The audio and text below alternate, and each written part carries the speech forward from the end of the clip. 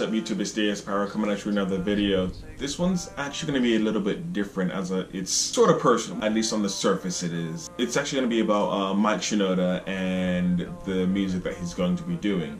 In case you don't know who Mike Shinoda is, he's actually one of the frontmen of Linkin Park. Linkin Park had someone pass away last year, I believe it was Chester Bennington, the other, I guess you could say now, former frontman of Linkin Park. So what I'm going to be doing right now is literally breaking down a couple of things that I've been thinking about recently, and I felt, as I do have a YouTube channel, I should just get my ideas out there and how I feel about it. So when I first heard about Mike Shinoda doing new music, it made me think, because I just saw it pop up on my YouTube feed, Mike Shinoda.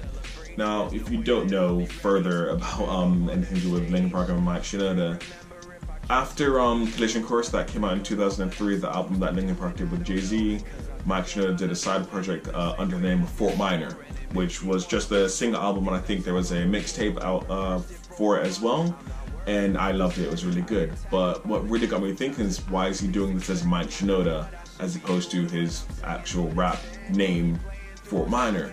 And it made me think that the music that he's now doing is considerably different emotionally than it was before, which was what, 13, 14 years ago. My math is terrible, but it made me think that it's like this new music that he's doing has to be a lot more emotionally connected to him, rather than I want to just make good music that is about me, about music and what I want to do musically. This is literally, at this moment in time, this is how I'm feeling. I'm writing this music. It is Mike Shinoda, and I'm giving my fans this, and my family this, and my bandmates this, and I'm giving this to Chester, or I would presume. I don't know the direct thought process, but that's what I feel.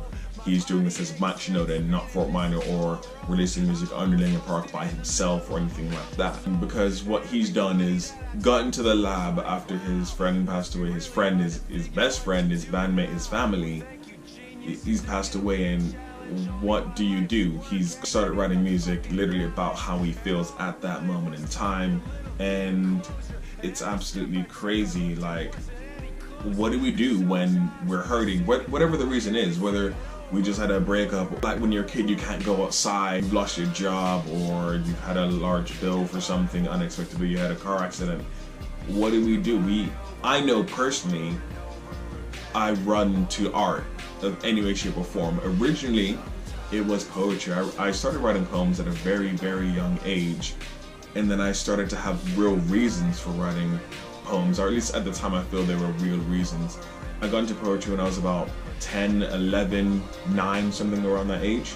So I know I was in London, England, when I started writing like actual structured poems and so on that were just coming from the heart, really and truly. And it's just crazy to know that anyone could very well do that. I don't know if my poems are good or not, but I know that I wrote them and I love them. So people can literally run to poems, books, movies, music, anything of that manner, and it's just crazy. And it made me think that this is exactly what he's done. And I think if you are an artistic person, be it written or drawn or film, that's what you're gonna do. If you're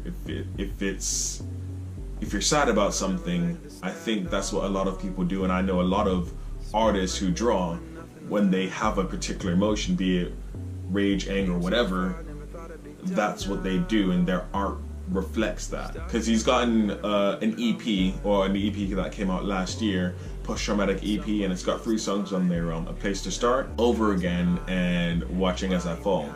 All amazing songs filled with emotion that you know were written at a certain time when this is going on. And I know that sounds like, yeah, it's obviously written at a certain time, but I think listening to it and knowing my knowledge on what's happened as to why he's writing that is something that I could really connect with, because I've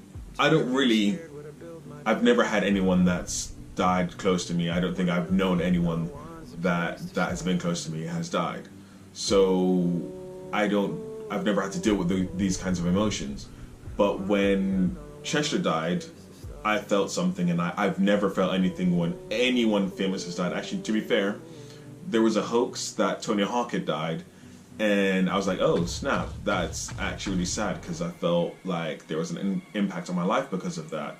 Because without the Tony Hawk games, I wouldn't have gotten into skateboarding, and skateboarding's helped me a lot in my life, because that's something else that I ran into as well.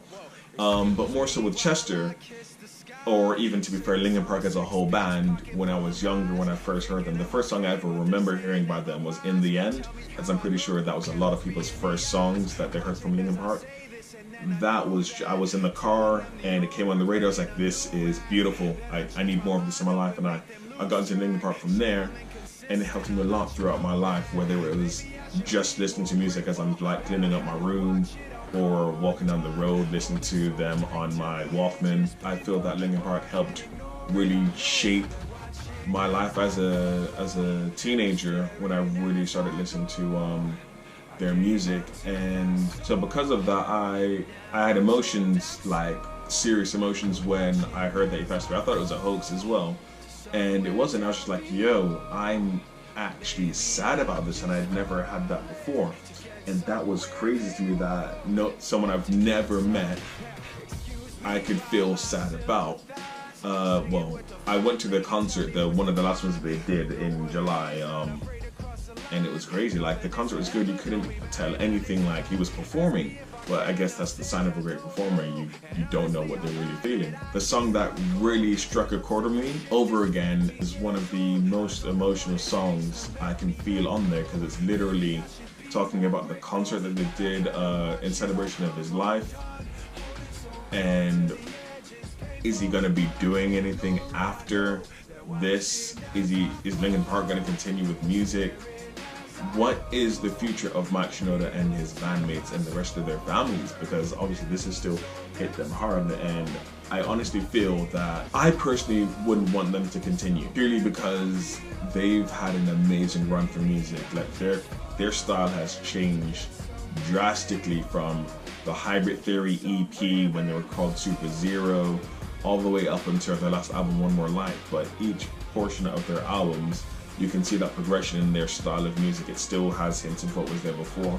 So with that, you've had Mike doing some of the Linkin Park songs that have Chester's parts, and he's singing the Chester parts, and I completely respect what he was doing and what he did and what he may still do again for that, but it just didn't have that same feeling for me, that same heart and soul that it had with Chester singing it. It was nice what he was doing, but it just didn't feel right. I think it should just be left as is, or have his vocals on a CD or something like that. But again, that doesn't seem right at all, because the bandmates are still there. They should be able to do something. I think the best thing that they probably could do, and it's a very difficult topic, is release some of their unreleased music, old school music that they would have done with Hybrid Theory and Meteora. Release some of those songs, because I guarantee people would love that. I definitely would love that. And even songs that they had for One More Light, or different versions of those albums, because they did something similar with Hybrid Theory, and they had Reanimation, which is a different background completely, but it was a remix album, so they could do that. They even did it with an album called Recharge, which I think was for Living Things, one of their more recent albums. So they can definitely do something with music that will still have Chester on it, but with Mike now, I think he's taking a step in really moving forward with what he as an individual wants to do and thinking about himself. I mean, he even questions, is it selfish in some of the songs to do what he's doing? I personally don't think it's selfish, because he still needs to live his life the same way we all need to live our lives when something bad happens to us, or something, not even necessarily bad, something that we didn't expect, something that could possibly have a negative impact on us. And when I was listening to the music, it really made me think about one of their older songs that helped me in a spot when I had a breakup. When, like, I don't think it was particularly a bad breakup or anything of that matter, but it was Waiting for the End, which was on 1,000 Suns, and the lyric that really just like was bam. I feel like Thanos now. It was waiting for the end.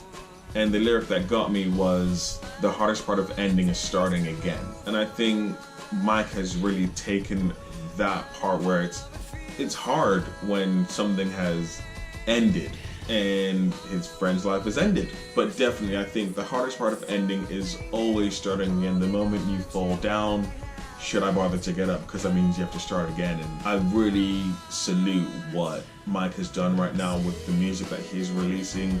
The tone of it is truly like, you can feel the lyrics, especially if you know the situation. I guess if you grew up with Linkin Park, listening to their music, as opposed to just, hey, a famous person has passed away, oh, this person's not making music about it.